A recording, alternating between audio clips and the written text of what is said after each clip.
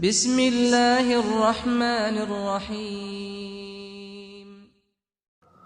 Di dalam sebuah hadis disebutkan dari Abu Hurairah radhiyallahu an bahwasanya Nabiullah Muhammad sallallahu alaihi wasallam bersabda, ada seorang yang membeli sebidang tanah dari seorang yang lain. Lalu laki-laki yang membeli tanah tadi ternyata menemukan sebuah guci di area tanah tersebut yang berisi emas. Lalu orang yang membeli tanah tadi berkata kepadanya, ambillah emasmu, sebab saya hanya membeli sebidang tanah, tidak membeli emasnya.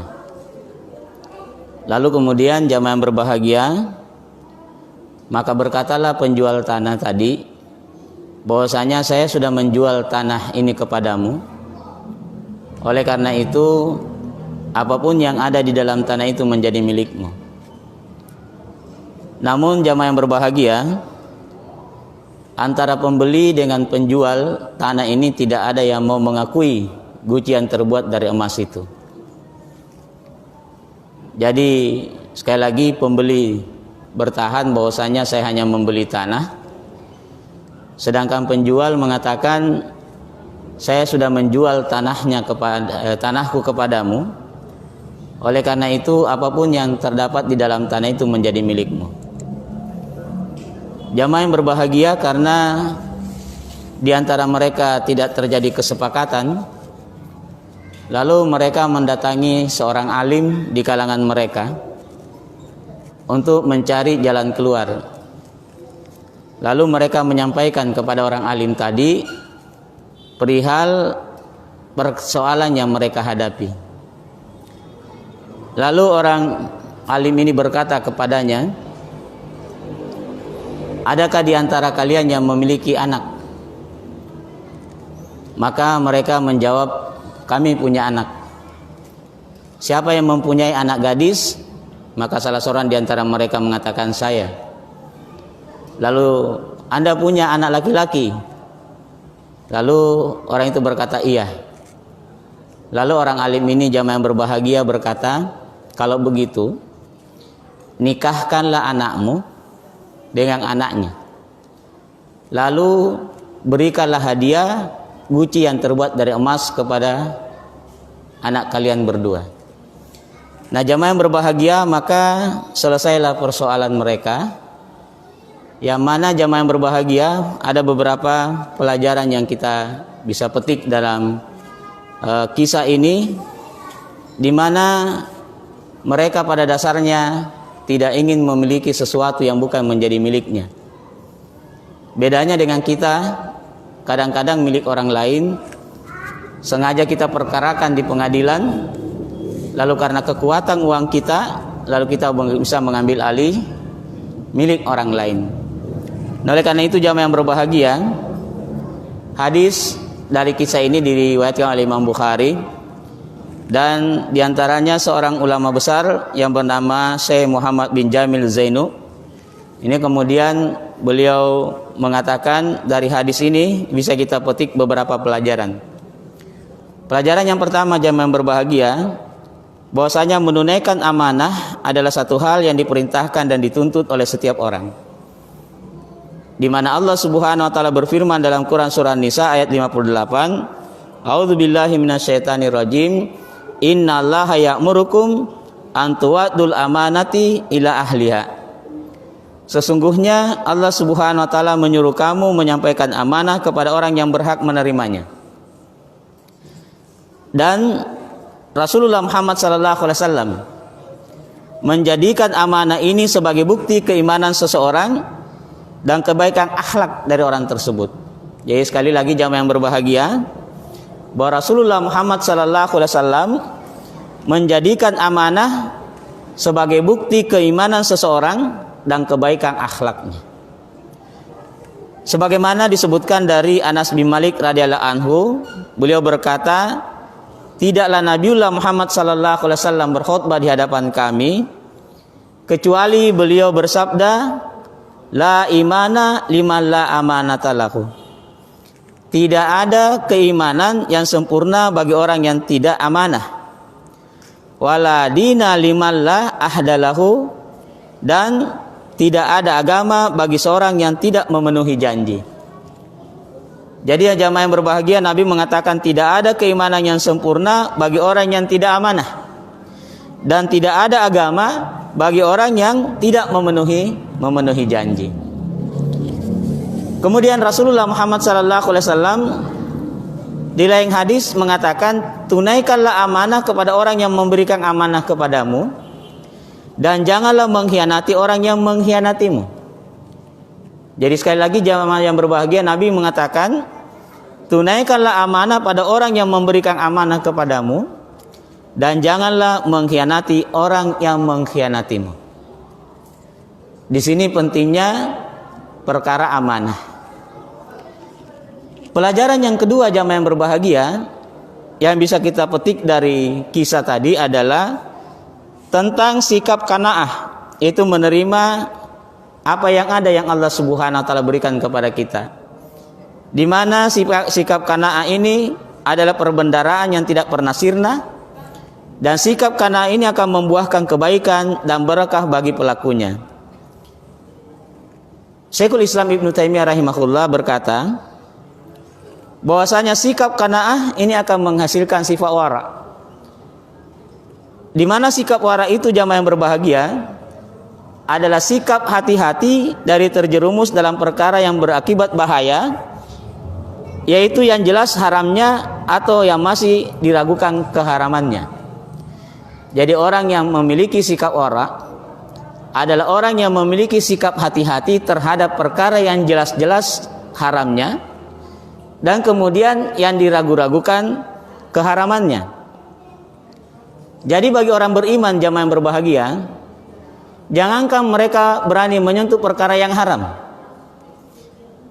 perkara subhat saja mereka tidak berani menyentuhnya. Jadi kalau perkara itu diragu-ragukan apakah dia halal atau tidak, maka orang beriman tidak berani menyentuhnya. Ini dinamakan sikap wara, sikap kehati-hatian di dalam menghadapi kehidupan dunia ini yang tidak jelas antara halal dan haramnya. Maka jamaah yang berbahagia, hal ini disimpulkan oleh murid beliau yang bernama Ibnul Qayyim Al-Jauziyah. Beliau mengungkapkan bahwasanya wara adalah meninggalkan semua yang dikhawatirkan merugikan akhiratnya. Jadi yang dimaksud dengan sikap wara adalah meninggalkan sesuatu yang akan merugikan kehidupan akhiratnya. Di mana Rasulullah SAW bersabda dalam sebuah hadis, wa man waqa'a fi subhat waqa'a fi haram. Bahwa siapa yang terjatuh dalam perkara subhat, yaitu perkara yang samar-samar antara halal atau haram, berarti dia terjatuh kepada perkara yang haram. Jadi sekali lagi sikap orang beriman jamaah yang berbahagia adalah sangat berhati-hati apakah sesuatu ini halal atau haram. Maka dalam kisah tadi mereka tetap menjaga sikap wara, di mana penjual jamaah yang berbahagia tidak berani mengambil alih harta temuan yang ditemukan oleh pembeli. Sementara pembeli juga tidak merasa bahwa ini menjadi miliknya, karena berdasarkan akad dia hanya membeli sebidang tanah, tidak membeli seguci emas itu. Mereka berdua memiliki sikap kehati-hatian untuk memiliki barang ini, apakah halal atau haram. Oleh karena itu mereka mengajukan persoalannya kepada orang alim. Dan alhamdulillah jamaah yang berbahagia, tercetuslah sebuah keputusan yang tidak merugikan mereka berdua. Ini yang pelajaran yang kedua yang bisa kita ambil, bahwa sikap qanaah menerima apa adanya yang datang dari Allah Subhanahu wa taala menurut Syekhul Islam Ibnu Taimiyah akan melahirkan sikap wara. Itu sikap kehati-hatian terhadap sesuatu, apakah barang ini halal atau haram. Di mana Rasulullah SAW memerintahkan kepada kita, da ma yuribuka ila ma la yuribuka. Tinggalkanlah apa yang meragukanmu kepada yang tidak meragukanmu. Maknanya jamaah yang berbahagia, bahwa tinggalkanlah apa yang engkau ragu tentangnya kepada sesuatu yang meyakinkanmu, dan kamu tahu bahwa ini tidak mengandung kesamaran. Jadi kita diperintahkan dalam ajaran agama ini, apabila kita bertemu tentang perkara yang samar-samar, maka kita kemudian meninggalkannya sampai jelas apakah sesuatu itu halal buat kita. Selanjutnya jamaah yang berbahagia, pelajaran yang kita ambil dari kisah tadi adalah tentang kejujuran, di mana Allah Subhanahu wa taala mengingatkan kepada kita di dalam Al-Qur'an surah Taubah ayat 119, A'udzubillahi minasyaitonirrajim, ya ayyuhalladzina amanu taqullaha wa kunu mashadiqin. Wahai orang-orang yang beriman, bertakwalah kepada Allah dan hendaklah kamu bersama dengan orang-orang yang benar. Jadi sekali lagi, pelajaran yang kita ambil dari kisah ini adalah sikap kejujuran antara penjual dengan pembeli, di mana Allah Subhanahu wa taala juga mengingatkan kepada kita untuk senantiasa bersama dengan orang-orang yang benar. Di dalam tafsir disebutkan, wahai orang-orang yang beriman kepada Allah dan mengikuti Rasul-Nya dan menjalankan syariat-Nya, takutlah kepada Allah dengan menjalankan perintah-perintahnya dan menjauhi larangan-larangannya, dan bergabunglah bersama orang-orang yang jujur dalam keimanan, jujur dalam ucapan, dan jujur dalam perbuatan. Jadi jamaah yang berbahagia, kita diperintahkan bergabunglah bersama orang-orang yang jujur dalam keimanannya, jujur dalam ucapannya, dan jujur dalam perbuatannya, karena tidak ada keselamatan bagi kalian kecuali di dalam kejujuran. Ini dalam tafsir As-Sa'di disebutkan seperti itu. Nah, di dalam sebuah hadis jamaah yang berbahagia disebutkan dari Abdullah bin Mas'ud radhiyallahu anhuma, ia berkata bahwa Rasulullah SAW bersabda, hendaklah kalian selalu berkata jujur. Jadi hendaklah kalian, kata Nabi, selalu berlaku jujur, karena kejujuran membawa kebaikan, dan kebaikan mengantarkan seseorang ke surga. Dan apabila seorang selalu berlaku jujur dan tetap memilih kejujuran, maka akan dicatat di sisi Allah Subhanahu wa taala sebagai orang-orang yang jujur. Dan jauhilah oleh kalian berbuat dusta, kata Nabi, karena dusta membawa seseorang kepada kejahatan, dan kejahatan mengantarkan seseorang ke neraka. Dan tidaklah seseorang senantiasa berkata dusta dan memilih kedustaan, maka akan dicatat di sisi Allah Subhanahu wa taala sebagai seorang pendusta. Oleh karena itu jamaah yang berbahagia, kita diperintahkan untuk senantiasa bersama-sama dengan orang yang jujur, yang selalu berkata benar, kemudian berkelakuan benar, dan kemudian selalu bertindak benar.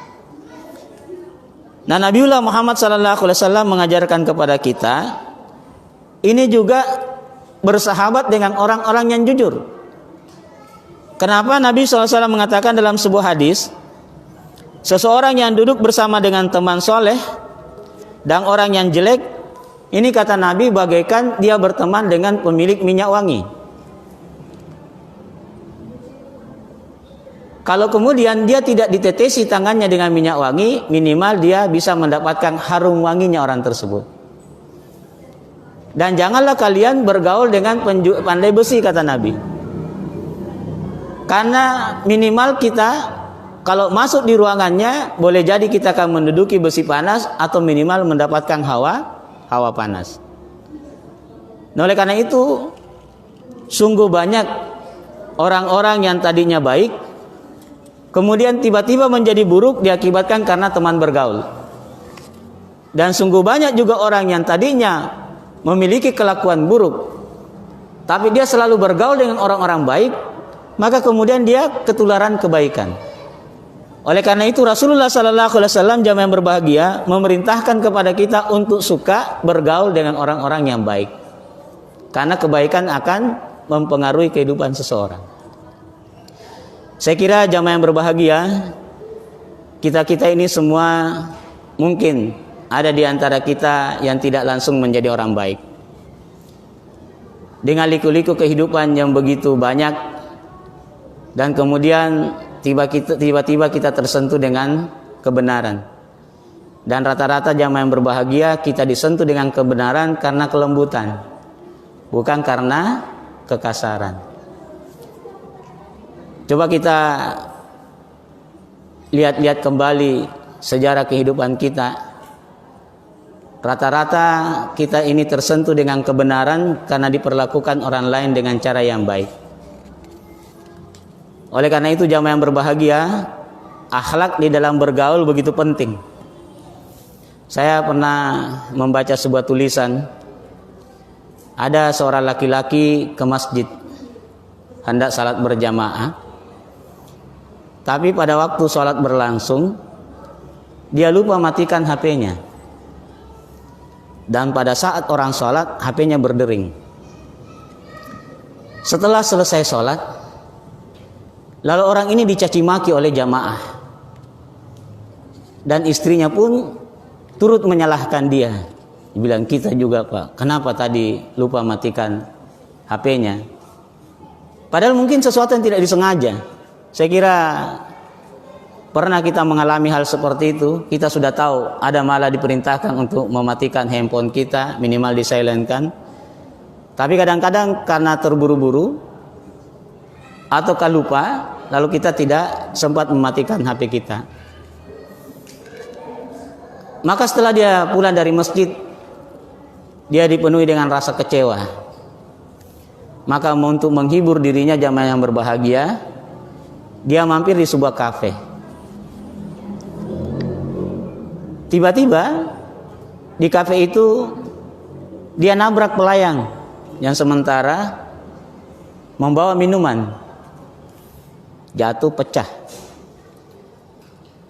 Lalu pelayan itu mengatakan, tidak apa-apa Pak, ini biasa, silakan ambil tempat duduk. Lalu pelayan itu membersihkan tumpahan dengan pecahan gelas. Lalu kemudian dia diperlakukan dengan baik. Ini dia berpikir, kenapa di tempat seperti ini saya mendapatkan kedamaian, saya mendapatkan perlakuan yang baik. Sementara di masjid tempat orang beribadah, saya tidak diperlakukan dengan baik. Akhirnya dia lebih memilih ke kafe daripada ke masjid. Mungkin kita berkata jamaah yang berbahagia, ini kan salah dia sendiri. Ingat, perkataan yang menyakiti seseorang atau perlakuan yang menyakiti seseorang, ini bisa saja membawa dendam pada diri orang tersebut dan akhirnya dia membenci kebenaran. Ada sebuah tulisan yang pernah dikirim oleh salah seorang ustaz kami. Ada seorang buta penghafal Al-Quran. Ini kemudian ikut diuji di Al-Azhar. Lalu ada seorang ulama itu kemudian memanggil dia dengan bukan panggilan namanya. Dia memanggil, anak buta, silakan. Mungkin ulama kita tadi tidak bermaksud untuk menghinakan, tetapi perkataan itu sangat memukul dirinya. Apa yang terjadi Bapak dan Saudara yang berbahagia? Sejak saat itu dia sangat membenci Al-Azhar. Karena kecerdasannya, dia dikuliahkan sampai ke Perancis dan pulang dengan menyandang gelar doktor. Bapak dan Saudara yang berbahagia tahu dampaknya. Dia akan memberikan fatwa tentang bolehnya wanita untuk tidak memakai jilbab. Itu diawali karena perkara dia mendapatkan perlakuan yang tidak benar. Karena pada dasarnya kita ke masjid untuk mendapatkan kebahagiaan, perlakuan yang baik dan ketenangan. Ini salah satu jamaah yang berbahagia dalam metode dakwah. Saya kira kita perlu belajar mencontoh teman-teman di tabligh, bagaimana perlakuan terhadap orang yang datang. Coba kalau ada orang baru datang dari jamaah mereka, dilihatnya ada orang baru datang maka dia dekati, ya kalau perlu dia pijit-pijit, dia temani ngobrol, Masya Allah. Sehingga kadang-kadang banyak orang tertarik karena perlakuan seperti itu. Sementara dalam taklim yang mungkin dikatakan bahwa benar-benar materinya sesuai dengan sunnah, Namun kemudian kadang-kadang orang tidak mendapatkan perlakuan yang indah, sehingga jamaah yang berbahagia orang kadang-kadang tidak tertarik untuk datang dalam majelis-majelis seperti itu.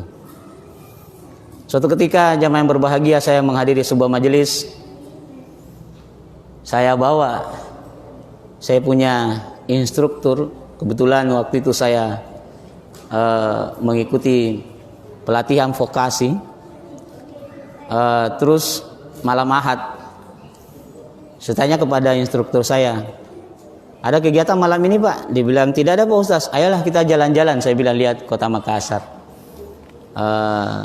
sambil kita ikut taklim Pak ya. Bilang boleh Ustaz, boleh. Jadi saya ngajaklah ke taklim. Taklim itu ramai sekali jamaah yang berbahagia. Dia sendiri kaget, begitu banyak dan begitu ramainya majelis taklim yang diikuti. Sambil saya kalau ketemu dengan teman, saya memperkenalkan, ini instruktur saya dari Jakarta. Ya, orang diperlakukan seperti itu merasa diri sangat dihargai dan dia juga agak senang. Dalam kondisi seperti itu ada anak muda lewat di hadapan saya.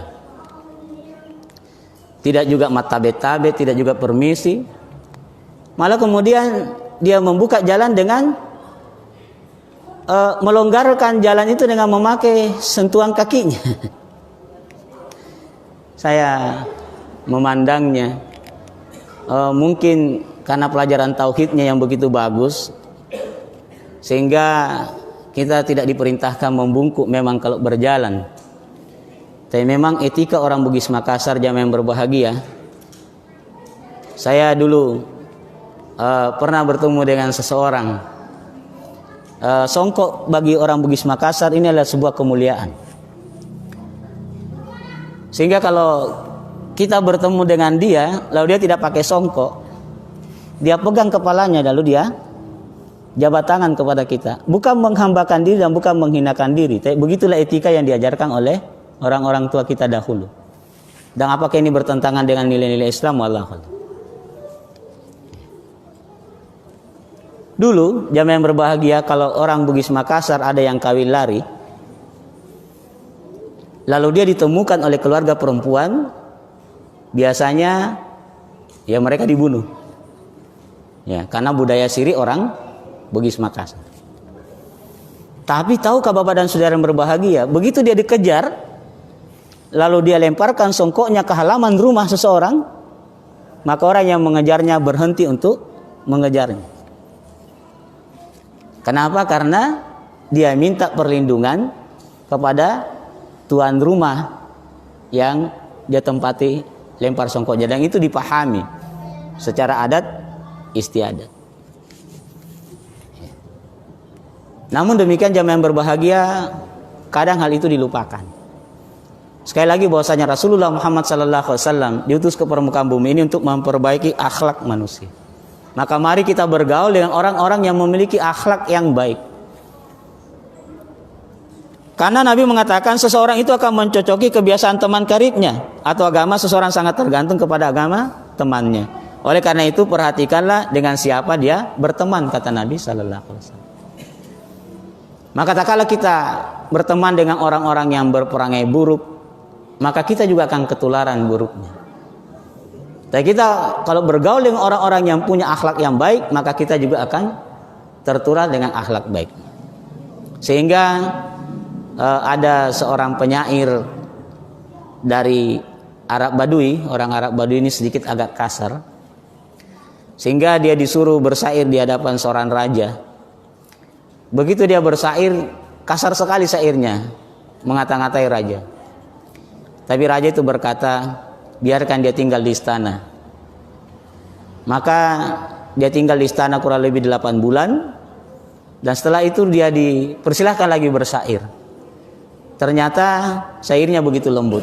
Kenapa? Karena selama 8 bulan di lingkungan istana dia bergaul dengan orang-orang penyair yang memiliki syair-syair yang lembut.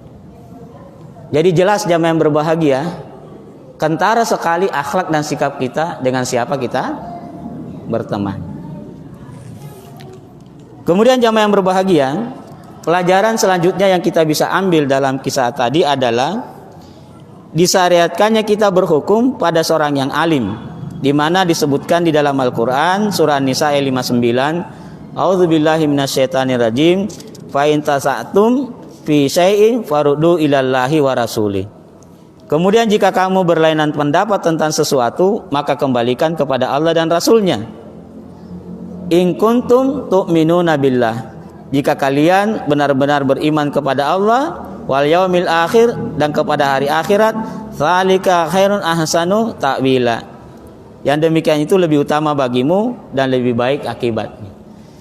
Nah, jamaah yang berbahagia, kalau kita berselisih tentang sesuatu, faruddu ilallahi wa rasulih, kembalikan dia kepada Allah dan Rasulnya. Apa kata Al-Quran dan apa kata Rasulullah Muhammad sallallahu alaihi wasallam? Jika kalian orang-orang termasuk orang-orang beriman kepada Allah Subhanahu wa taala dan beriman kepada hari akhirat. Oleh karena itu, kenapa kita penting untuk berhukum menurut Quran dan Sunnah dan tidak kemudian keluar dari hukum Quran dan Sunnah? Karena pada dasarnya di dalam ajaran Islam, kalau kita berselisih tentang sesuatu, maka kembalikan kepada Allah dan Rasulnya. Sehingga orang ini, sekali lagi, kedua orang ini tidak membawa persoalan yang dihadapi kepada bukan orang alim, tetapi dia membawa persoalan ini kepada orang yang benar-benar paham, sehingga dia bisa mendapatkan jalan keluar yang terbaik.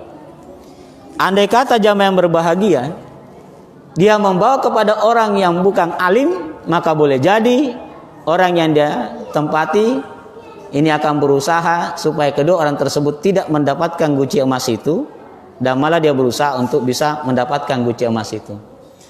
Jadi saya kira dalam kehidupan nyata banyak kita hadapi hal-hal tersebut, hal-hal seperti ini, di mana ada orang yang pandai memenangkan perkara-perkara yang sebenarnya tidak benar.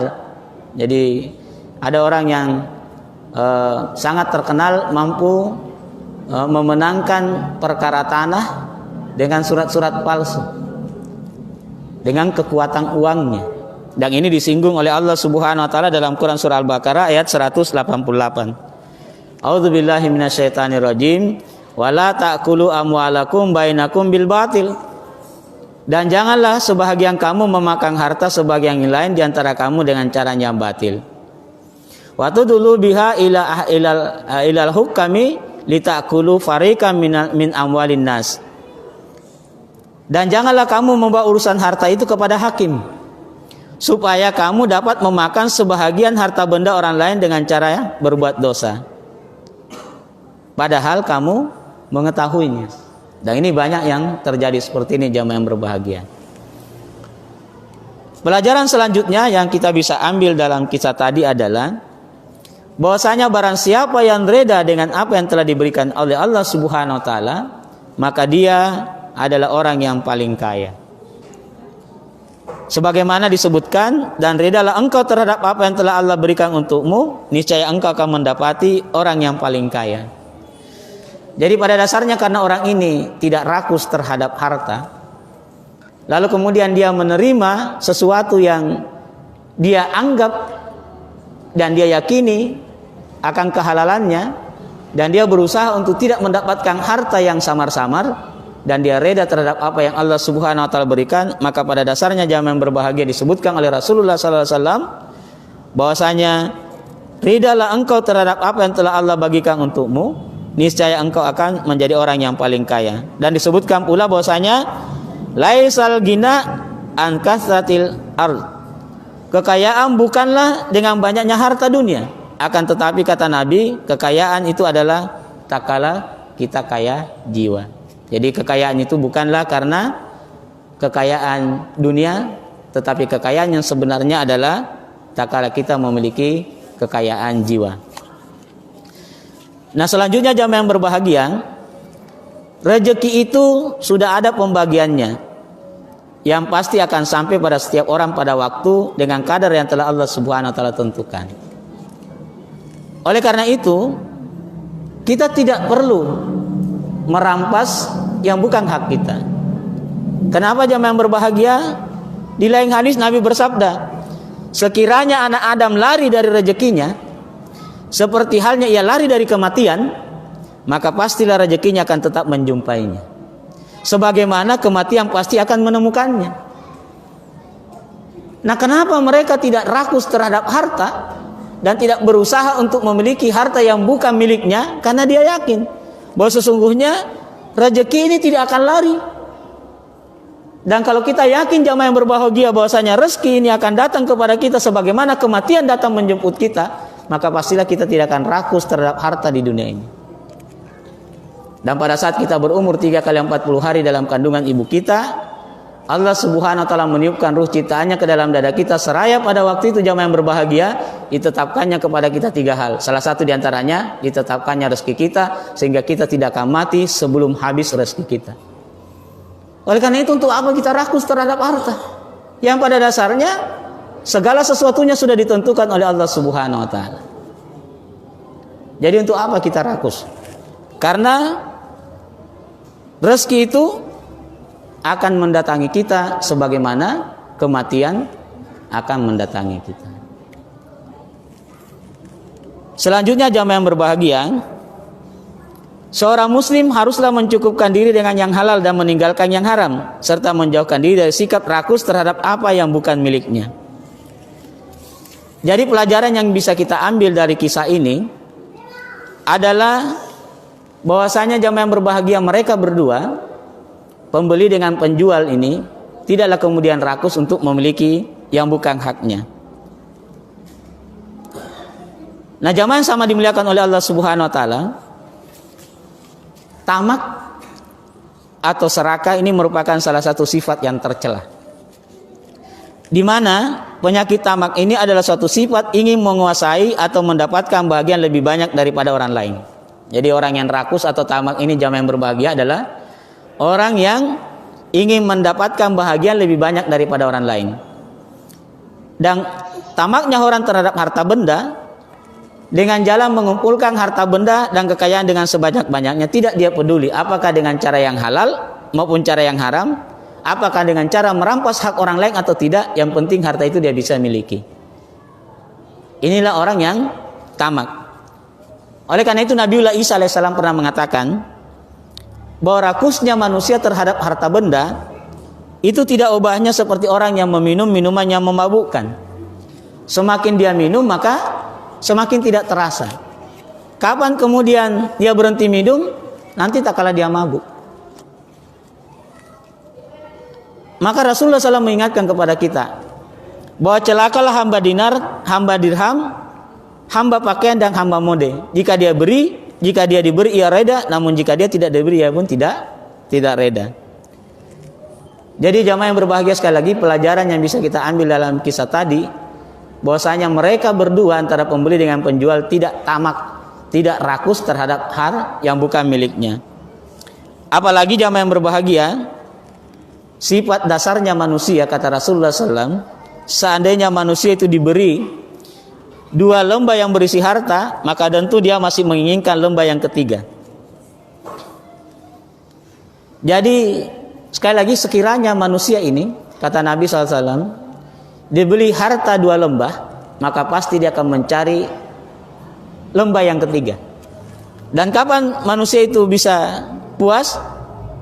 Tak kala dia sudah memenuhi dalam perutnya tanah. Artinya kapan manusia puas? Tak kala dia sudah bersatu dengan tanah. Ini sifat dasarnya manusia. Maka Rasulullah SAW mengatakan dalam sebuah hadis, hamba Allah selalu berkata hartaku, hartaku, hartaku. Padahal harta itu, kata Nabi, hanya ada pada 3 soal saja. Yang pertama, apa yang dia makan sampai itu habis. Yang kedua, jamaah yang berbahagia, apa yang dia pakai sampai ini rusak. Dan yang ketiga, apa yang disedekahkan di jalan Allah, itulah yang menjadi miliknya, selebihnya menjadi milik orang lain. Maka mereka yang menyadari bahwasanya kalau itu bukan sesuatu miliknya dan dia ragu-ragu terhadapnya, maka dia tidak berani mengambil sesuatu yang bukan haknya. Nah, oleh karena itu jamaah yang berbahagia, inilah beberapa pelajaran yang bisa kita ambil dalam kisah tadi yang sangat mengagumkan. Jamaah yang berbahagia bukan kisah pengantar tidur, bukan dongeng, tapi dia adalah kisah yang dikisahkan oleh Rasulullah Muhammad SAW tentang buah dari sebuah kejujuran. Sekali lagi jamaah yang berbahagia, saya kira kita sangat sulit untuk mencari orang seperti ini di saat-saat sekarang ini.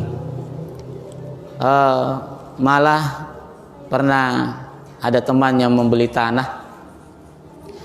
Di dalam tanah itu tumbuh 2 buah pohon mangga yang besar. Tak kala terjadi transaksi jual beli, maka berkatalah pemilik tanah tadi bahwa saya hanya menjual tanahnya tapi tidak menjual 2 pohon mangga itu. Sehingga kalau berbuah, dia datang petik buah mangga itu. Tapi anehnya jamaah yang berbahagia, tiap hari sampah dari daun-daun kering dia tidak datang ngambil. Akhirnya kita bilang, karena Bapak datang mengambil buahnya dan tidak membersihkan sampahnya, maka mangga ini kan tumbuh di atas tanah yang sudah jadi milik kita. Jadi kita minta mangga itu ditebang dan silahkan ambil pohon. Ya.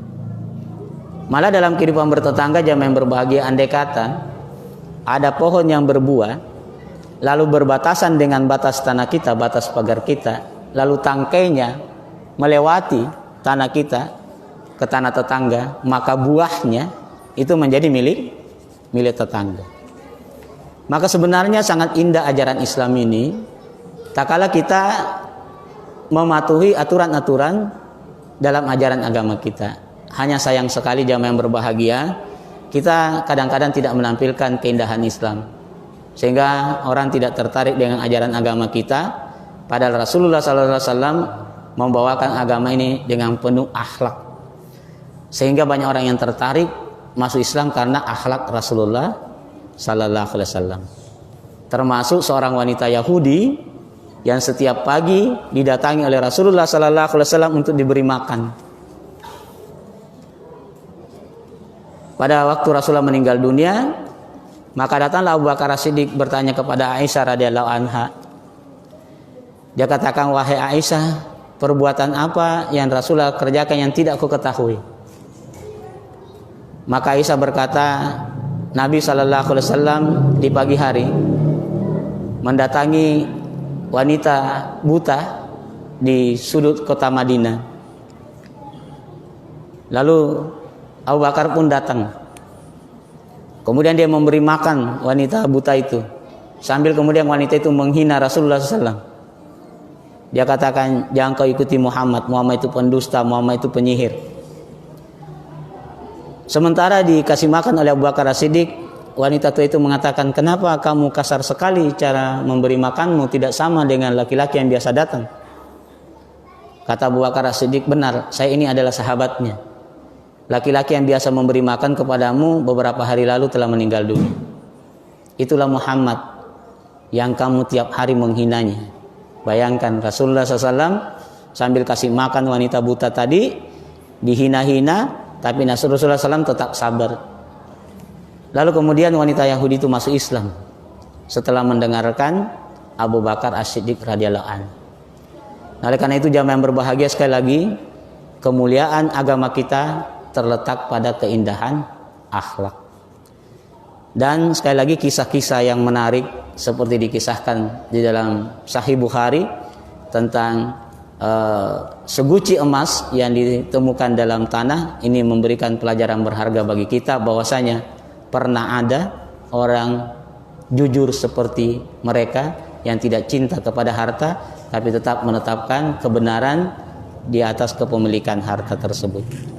Dan alhamdulillah jamaah yang berbahagia, karena dia mendatangi orang alim, lalu orang alim memberikan jalan keluar yang terbaik, yang tadinya hubungan bisnis kemudian meningkat menjadi hubungan kekerabatan. Kenapa?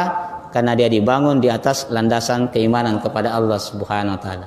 Sebaliknya sekarang ini banyak orang yang berpisah karena mereka membangun sebuah bisnis bukan di atas ketakwaan kepada Allah Subhanahu wa taala. Banyak kita dapati orang-orang yang mengaku beriman kepada Allah membuat sebuah bisnis, baru kongsi modal, namun setelah berhasil tiba-tiba ada di antara mereka yang ingin menguasai. Akhirnya jamaah yang berbahagia, hubungan ukhuwah mereka terputus lantaran ada di antara mereka yang rakus terhadap harta. Saya kira ini jamaah yang berbahagia, pelajaran yang kita bisa ambil dalam kisah tadi, mudah-mudahan ada manfaatnya. Kita masih ada waktu sekitar 4 menit, jamaah yang berbahagia. Ya, sekitar 3 menit. Kalau ada yang mau ditanyakan silahkan, baik yang berhubungan dengan materi yang saya sampaikan ataupun yang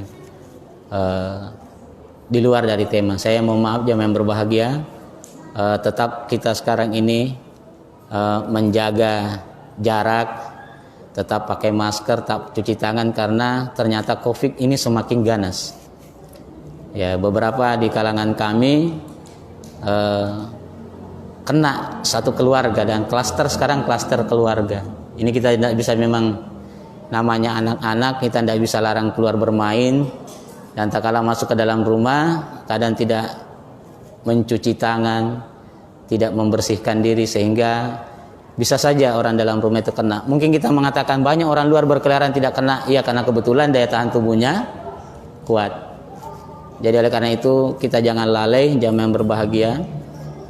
Saya pun tetap membatasi diri untuk keluar kalau bukan sesuatu yang penting, dan saya kalau keluar rumah mandi dulu baru masuk ke dalam rumah. Pakaian yang saya pakai jamaah sekalian hanya sangat terbatas sekali. Karena pakaian yang saya pakai saya gantung di kamar mandi, kemudian pergi di laundry, dan tidak pernah melewati pintu kamar yang bisa bersatu dengan keluarga saya. Artinya kita berusaha menjaga, mudah-mudahan Allah Subhanahu wa taala menyelamatkan kita dari musibah yang begitu besar ini, dan kita tidak tahu kapan berakhir. Saya kira demikian jamaah yang berbahagia. Silakan kalau tidak ada yang mau ditanyakan, kita tutup majelis kita dengan sama-sama beristighfar kepada Allah Subhanahu wa taala. Subhanakallahumma bihamdika asyhadu an la ilaha illa anta astaghfiruka wa atubu ilaik. Assalamualaikum warahmatullahi wabarakatuh.